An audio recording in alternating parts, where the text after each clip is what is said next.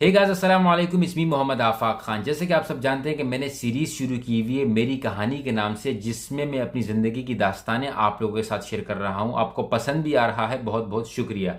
आज मैं जो इस एपिसोड में कवर करूंगा वो ये है कि मैं जब इंग्लैंड आया मुझे किस तरह यहाँ पर जॉब मिली, मैं कैसे रेडियो की फील्ड में गया, मैंने कौन से मशहूर क्रिकेटर या इंडिया के मशहूर अदाकार, सिंगर, पाकिस्तान के मशहूर अदाकार या सिंगर का इंटरव्यू किया है। इनसे मैंने ऐसा सवाल किया है जिसके जवाब में सब ने एक ही चीज़ का नाम लिया है कि हमें इस चीज़ से बहुत खौफ आता है। तो वीडियो आखिर तक देखिएगा। और वो लोग जो ये समझते हैं कि उनकी डिग्री की कोई वैल्यू नहीं है, उनकी कोई ड्रीम जॉब है जो करना चाहते हैं लेकिन उनको वहाँ पर जॉब नहीं मिल पा रही, वो भी इस वीडियो को देखें, बहुत कुछ सीखने को मिलेगा। वो लोग जो कहते हैं कि हमें कारोबार करना है वो अपना कारोबार करते रहें, लेकिन जो लोग जॉब्स कर रहे हैं उनको बहुत कुछ सीखने को मिल सकता है। इससे पहले कि मैं असल पॉइंट की जाने पाऊँ, आप ये बीइंग मौलवी की हुडी देख रहे हैं, मैंने बहुत अरसे बाद पहनी है। 2 साल पहले लॉन्च की थी पाकिस्तान में। एक कंपनी से रब्ता किया, कंपनी वाले ने कहा कि आफाक भाई फिक्र मत करें, बेफिक्र हो जाएं, टेंशन लेने की ज़रूरत नहीं है। आपने भाई को काम दे दिया, भाई आपका ये काम कर देगा। हम टी शर्ट बनाएंगे, हम टी शर्ट बेचेंगे, तमाम के तमाम डिटेल्स रखेंगे, जो प्रॉफिट होगा इतना परसेंट हम रखेंगे, इतना परसेंटेज आपको दे दिया जाएगा। मैंने कहा जी मेरा जो परसेंटेज है वो खैराती इदारे में चला जाएगा। मैं अपने आप को अच्छा दिखाने के साबित नहीं करना चाह रहा, हालांकि बाद में मुझे बड़ा पछतावा हुआ। तो मैंने जब एक मौलाना साहब से पूछा कि यार मैं तो सारी प्रॉफिट खैराती इदारे में जाएगी, तो उसने कहा ऐसा आपको नहीं करना चाहिए था, इतना कम कमा रहे हो तो थोड़ा सा जो है आपको अपने लिए भी रखना चाहिए था। लेकिन चूंकि पैसे इतने ज़्यादा नहीं थे तो मैंने कहा चलो कोई बात नहीं, इतना फ़र्क नहीं पड़ता। अब बात सुने, वो जो मेरा भाई था जिसने कहा टेंशन लेने की ज़रूरत नहीं है, वो मुझे रोज़ बताता रहा जी आज इतनी शर्टें चली गई, इतनी शर्टें चली गई। मैंने कहा अल्हम्दुलिल्लाह भाई, लोग खुश हैं? बोला हाँ जी सब खुश है। एक दिन भाई साहब व्हाट्सएप ग्रुप छोड़कर फ़रार हो गए। मैं फ़ोन करता रहा, बात करता रहा, कोई नहीं आया। दूसरे भाई साहब आ गए, उसने कहा जी हम आपके लिए कर लेंगे। वो भाई छोड़ के चला गया। मैंने कहा ठीक है जी आप लोग कर लो। उसने भी कुछ काम करना शुरू किया। उसके बाद वो भाई साहब भी फ़रार हो गए। मैं फ़ोन करता रहा, कॉल्स करता रहा। बहुत बड़ी कंपनी है, नाम लूँगा सबको पता लग जाएगा, बहुत सारे यूट्यूबर्स वगैरह उनके ज़रिए अपना काम करवा रहे हैं। लेकिन चूंकि इतने ज़्यादा पैसे नहीं थे और शायद किसी मजबूरी में इस तरह का काम किया हो, तो जाने देते हैं। लेकिन ये ज़रूर बात है कि जब कोई आपसे कहे कि बेफिक्र हो जाओ, टेंशन मत लो, तो फिक्र भी करो और टेंशन भी लो। और कोशिश ये करो कि बहुत सारे काम खुद किया करो, खुद इन चीज़ों को कंट्रोल किया करो। सिर्फ वेबसाइट बनानी थी, कौन सा मुश्किल काम था। लेकिन अब मैंने खुद सीख लिया, इंशाल्लाह बहुत जल्द लॉन्च करूँगा, खुद लॉन्च करूँगा, आपको बताऊँगा इंशाल्लाह। फिर जिसको पसंद आए तो ज़रूर टी शर्ट ले सकता है। अब आते हैं असल मुद्दे की जानिब। दोस्तों मैं जब इंग्लैंड आया और लोगों ने कहा कि भाई हमारी डिग्री की कोई वैल्यू नहीं होती यहाँ पर। मैंने कहा ठीक है, मुख्तलिफ़ जगहों पर अप्लाई की। एशियन साउंड रेडियो यहाँ पर एक बहुत बड़ा रेडियो था मैनचेस्टर का, उनसे रब्ता किया, उन्होंने मुझे बुलाया। मैं वहाँ पर गया, देखा बहुत सारे यहाँ के इंग्लैंड के बोर्न लोग बैठे हुए, अभी उनकी इंग्लिश भी अच्छी होती है, उनका स्टाइल भी बात करने का होता है, क्योंकि यहाँ की पैदावार है जिस तरह हमारी उर्दू पाकिस्तान में अच्छी होती है। लेकिन मैं जब वहाँ पे गया, वहाँ बैठा हूँ, तो एक बंदा मुझे बोलता है, मैं जब बैठा खाली कुर्सी थी, उसके साथ पानी की बोतल थी, तो मुझे कहता है can you pass me ball of water. मैंने कहा व्हाट। बोलता है can you pass me a ball of water. मैंने कहा I have no idea what you saying. साथ में जो बंदा बैठा, मैंने कहा do you have any idea what he is trying to say. वो कहता है yes he is saying can you pass me the bottle of water. वो पानी की बोतल मांग रहा था, तो can you pass me the bottle of water को बोला था बॉल ऑफ वाटर। क्या समझ आया किसी को। लेकिन जब मैंने देखा कि लोग ज़्यादा हैं और ये समझेगा कि भाई इसको तो कुछ नहीं आता, तो मैंने कहा कि I am so sorry but English is not my first language, so this is why I couldn't understand what you trying to say. बोला या दैट्स फाइन। तो मतलब ये है कि गोरों को इतना बुरा नहीं लगता कि अगर आपको इंग्लिश समझ नहीं है। हमारे अपने पाकिस्तानियों में लोगों का इंग्लिश सिखाने का कीड़ा बहुत ज़्यादा होता है। तो ये मेंशन करने का मकसद ये है कि अपना कॉन्फिडेंस कभी भी न जाने दिया करें। मैं पानी की बात कर रहा था, पानी पीने का दिल कर रहा है, 1 मिनट में आया। अल्हम्दुलिल्लाह जी। तो कंटिन्यू करते हैं। उसके बाद क्या हुआ कि जब ये इंग्लिश जो है वो सिर्फ बस एक लैंग्वेज है, इस ये तो नहीं है कि आप पढ़े लिखे हो या पढ़े लिखे नहीं। उसका सबसे बड़ा सबूत ये है कि वो सब जिनको इंग्लिश आती थी किसी को भी जॉब नहीं मिली, और मुझे भी नहीं मिली। वो इस वजह से कि उन्होंने ये कहा कि जी हमें एक यंग लड़का चाहिए, आप यंग दिखने में भी हो, यंग उम्र में भी हो, लेकिन आपकी आवाज़ जो है वो बड़ी मैच्योर है, और रेडियो पे तो सिर्फ आवाज़ जाती है, तो बड़ी माजरत हम आपको भी नहीं दे सकते। मैंने कहा कोई मसला नहीं, ना दो, क्योंकि आवाज़ पर मुझे कॉम्प्रोमाइज़ नहीं करना था। आवाज़ ये मेरी जो है बड़ी दुआओं से मिली है मुझे। वो कैसे? वो ऐसे कि मैं कई साल पहले भाई के साथ तरावियाँ सुना था। पहली दफ़ा तरावी सुनाई तो मैं समझा कि पीछे आऊँगा तो लोग बोलेंगे माशाल्लाह बेटा बहुत अच्छा पढ़ा। एक बाबा ने मुझे आके बोला बेटा पढ़ा तो अच्छा, खुदा आवाज़ दे ढेर लकत जिनको वोड़ू की आवाज़ दे। पश्तो में बोला कि आपकी आवाज़ लड़कियों की तरह बड़ी छोटी सी आवाज़ है, पतली आवाज़ है। ये बात मेरे दिल पे लगी। बचपना था, मैंने दुआ की, अल्लाह ताला ने ऐसी दुआ कबूल फरमाई कि मेरी आवाज़ जो है मेरे वालिद साहब से मिलती जुलती है माशाल्लाह, जिसमें मुझे बड़ा फ़ख्र है। खैर, तो ये तो मेरी आवाज़ का सिलसिला हो गया। उसके बाद क्या हुआ कि 2 दिन बाद उनकी कॉल आ गई, जी हमने आपकी सीवी पे देखा है कि आपने प्रोडक्शन भी किया हुआ है, स्क्रिप्ट राइटिंग भी की हुई है, रेडियो शोज़ भी किए हुए हैं, इंटरनेट पे भी जो है आप वीडियोज़ बनाते हैं। मैंने कहा जी हाँ ये सब करता हूँ। बोला फिर आप आ जाए, हम आपका इंटरव्यू करते हैं। अब मैंने प्रोडक्शन 2 दिन की हुई थी, स्क्रिप्ट राइटिंग एक आर्टिकल लिखा था ज़िंदगी में, लेकिन उसकी अल्फाज इस तरह डाले कि उनको लगा कि हाँ यार इसने बहुत काम किया हुआ है। साथ में कॉन्फिडेंस कि हाँ क्या होगा रेडियो में, क्या ऐसा होगा जो मैं नहीं कर सकूंगा। हमेशा जब भी आप कोई काम करने जाएं, ओवर कॉन्फिडेंट ना हो, लेकिन इतना कॉन्फिडेंस होना चाहिए कि अगर आगे काम करने वाला भी इंसान है तो मैं भी कर सकता हूं। हर वो काम जो इंसान ने किया आप कर सकते हैं, बशर्ते कि आप उसको करना चाहते हैं। और आजकल ऐसा कौन सा काम है एक बंदे ने किया और आप नहीं कर सकते, आप उसको सीख लें, आप कर सकेंगे। तो मैं जब चला गया वहां पर और मुझे जॉब मिल गई प्रोडक्शन मैनेजर की भाई।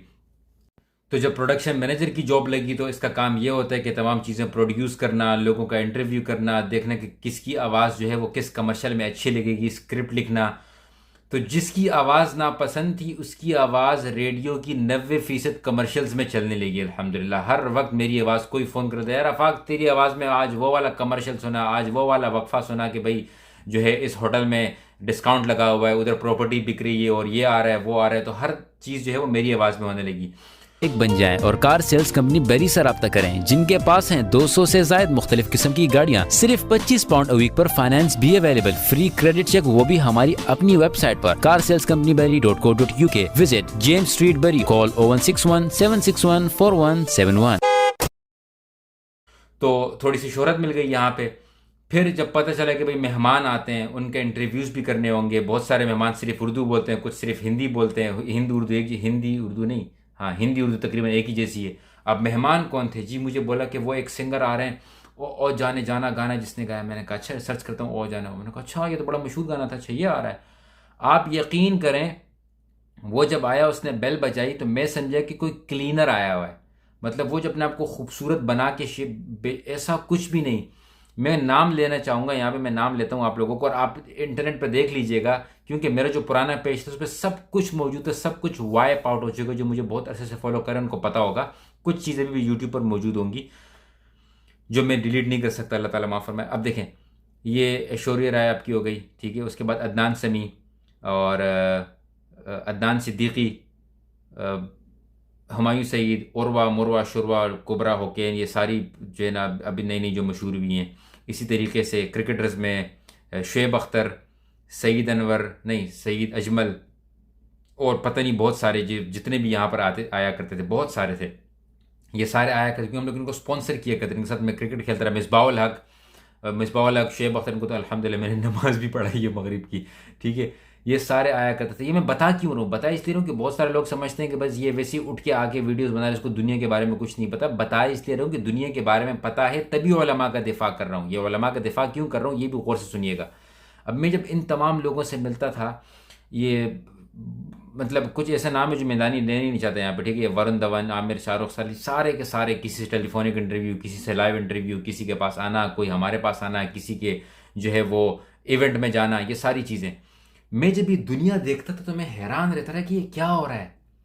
मतलब कितनी फेक दुनिया है, इतनी नकली दुनिया के अल्लाह ताला माफ़ फरमाए। और इन सब से मैंने इंटरव्यू में, मुलाकातों में एक सवाल किया कि अगर आपको जवानी और पैसे में एक को चूज़ करना पड़े तो किसको करोगे और क्यों। सब ने कहा कि हम जवानी को चूज़ करेंगे, क्योंकि हम अपनी जवानी की वजह से मशहूर हैं, जवानी की वजह से पैसा कमा रहे हैं, बुढ़ापे में हमें कोई नहीं पूछेगा।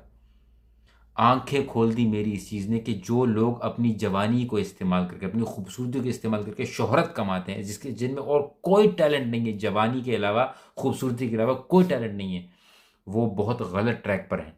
दूसरी जानिब जो आलिम दीन जितना बुज़र्ग, जितना बूढ़ा, जितना ज़ईफ़ होता जाता है, उतने ही लोग दूर दूर से उससे मिलने, उसकी कदर करने, उसकी महफिल में बैठने जाते हैं, उसके पाँव दबाने को वो अपने लिए एजाज़ समझते हैं।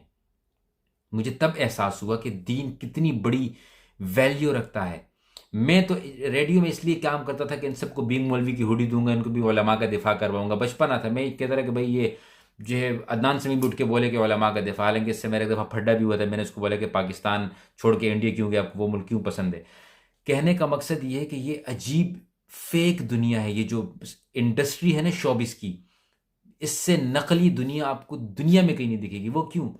एक बंदा जैसा दिखता नहीं है उस तरह दिखने की कोशिश करता है, जिस तरह बोलता नहीं है उस तरह बोलने की कोशिश करता है, जिस तरह चलता नहीं है उस तरह चलने की कोशिश करता है, जिस तरह सोता नहीं है उस तरह सो के दिखाने की कोशिश करते हैं इस तरह। तो एक बंदा फेक नकली जिंदगी जी जी कर पैसे कमाकर इतना नकली हो जाता है कि वो भूल जाता है कि मैं असली में था क्या, हूं क्या। उनमें कॉन्फिडेंस खत्म हो जाता है दुनिया के सामने असली आने का। ये एक्टर्स इंडोर चश्मे क्यों पहनते काले वाले? इसलिए कि उनके हल्के न दिखे, उनको डर लगता है। कैप क्यों पहनते हैं एयरपोर्ट्स वगैरह पर? कि वो जब बंदा सफर करके आता है थका हुआ है तो अपना थका हुआ चेहरा भी नहीं दिखाना चाहते हैं कि लोगों को शायद ये पसंद ना आ जाए। अपने बुढ़ापे को कभी भी मानते ही नहीं है। अपनी दाढ़ी के बाल और अपनी ये जो मूंछों के बाल जो जो बाल बाल लेना चाहते हो, या अपने सीने के बाल जो बाल, ये इसको बंद करवाते हैं। ये जो दाढ़ी के बाल है ना, ये शाहरुख खान ने इसकी इसकी जो सुराख है ये बंद करवाए थे कि बाल ना आए। ऐसी ऐसी चीजें देखने को मिलती हैं। हैरान रह गया था मैं। और मैं शुक्र अदा करता हूं कि मैं इन लोगों से मिल चुका हूं, तो मैं लोगों को रोक सकता हूं। जो बंदा शोबिस की इंडस्ट्री में जाना चाहता हो, जो बंदा भी शोबिस की इंडस्ट्री में जाना चाहता हो, मेरे साथ उसको 1 घंटा बैठाए वो तौबे करके जाएगा। ये मैं दावे के साथ कह सकता हूं। इसलिए मैं हमेशा इन टिकटॉकर्स के खिलाफ, इन इन 2 नंबर यूट्यूबर्स के खिलाफ होता हूं जो बेहयाई करके अपनी शोहरत कमाने की कोशिश करते हैं। हर बंदे ने बेहयाई की हुई है, हर बंदा बेहया है, हर बंदा गुनाहगार है। लेकिन इस चीज़ को प्रोमोट करना बहुत बड़ा आपके लिए जो है वो एक ऐसा आला बन जाता है कि आप न इसके बगैर रह सकते हो और न इसके साथ रह सकते हो, आप कहीं के नहीं रहते हो। तो ये वीडियो बनाने का मकसद यही था कि अपने अंदर कॉन्फिडेंस गेन करें। English is not a big deal. इसी तरीके से जो आपकी ड्रीम जॉब हो उसके लिए थोड़ा सा एक्सपीरियंस गेन कर लिया करें।